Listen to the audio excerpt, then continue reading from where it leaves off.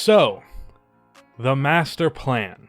When I look at this roster, the only thing my eyes are really drawn to is Karl-Anthony Towns. We have some shooting and defense in Robert Covington and Marvin Williams, which is nice. Point Wiggins has worked so far. He's averaged a solid 16 points, 5 assists, and 3.5 rebounds on 48% shooting from the field and 41% from 3, which is exactly what I want him to do. And Culver, well, he struggled with his efficiency. He's also taking way too many threes a game. But outside of Towns, this roster is pretty blah. No real scoring outside of 15 a game from Wiggins and 20 plus from Towns. We need some more scoring and just straight up star talent, and as of right now, this is not a playoff team. I don't think it's a bad team, but certainly not a playoff team. Towns can't carry this roster on his own. So we are going to be in the lottery, and with how different the draft lottery is now, there is a good chance that we end up with a high pick. If that happens, I think we go with Cole Anthony, Anthony Edwards, or LaMelo Ball, or if we end up lower in the draft, we could go with Ayo Dosunmu, Theo Maledon, or Killian Hayes. If you don't know, those are all point guards. As nice as Wiggins is as a point guard, I think he is best coming off of the bench, where his scoring feels more impactful, and playing against backups and point guards, he will get a lot of easy opportunities to score. And the reason that I want a point guard and not a wing is phase 2 of the master plan. I mentioned in episode 2 after trading for Marvin Williams that it frees up cap space. It specifically frees up cap space for the 2020 offseason, which would be this offseason. Now, if you know anything about the 2020 free agency class, you would know that it kinda sucks, but it really only sucks for most teams. The 2020 free agent class is full of young wings and guards who are restricted free agents. And I think 1 or 2 of those restricted agents can be swept away from their team, and we can specifically get one if we overpay. With Dangon and Marvin Williams and Jeff Teague's contracts expiring, we will have about $30 million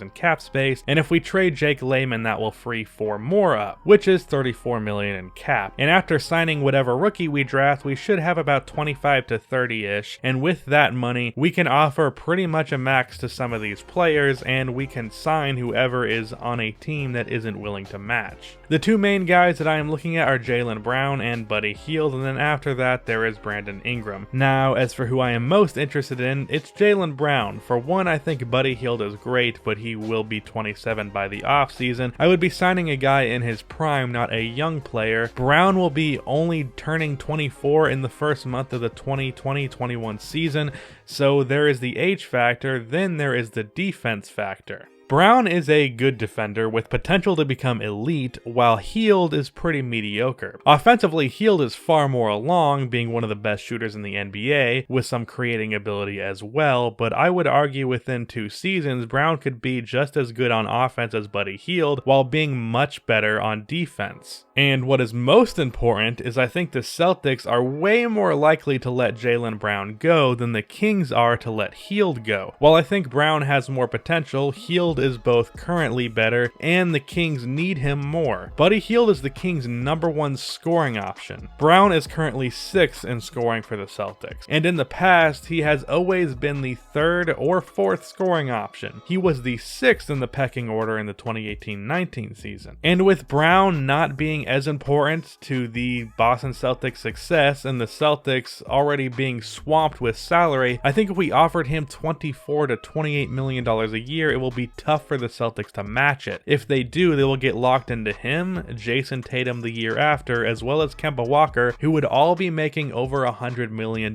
combined. So I think the Celtics are in a 2012 OKC Thunder type of situation, and I'm trying to be like the Rockets here and capitalize on it. And if Boston is on the fence, I can throw them some assets to basically do a sign and trade. I believe Jaylen Brown can be a Jimmy Butler type of player. Brown is fantastic at finishing in the paint, he is of a similar build to Jimmy, and he is a good defender. What needs to be worked on is his creating ability. He is an okay ball handler, but his mid-range game needs work, and to be consistent as a threat attacking the basket, he also needs to be more than an okay ball handler. I'd also like to work on his post game. As a 6'7" shooting guard, he could find himself able to post up on guards like, ironically enough, Buddy Hield, and I think Brown can be a better 3-point shooter than Jimmy Butler. He has already shot 40% from 3 on nearly 4.5 attempts before, before, so I think Brown can be a good shooter, a ball handler who is a threat off of the drive, who can post up on most guards and be an elite defender. So that is the master plan. Draft a star point guard, sign Jaylen Brown, develop him into a star, and I also want to bring back Marvin Williams and maybe sign a few other defensive-minded role players. I want to put 2 perimeter stars next to Karl-Anthony Towns and a bunch of defensive players and shooters to fill the roster. In the next episode, we will discuss a trade.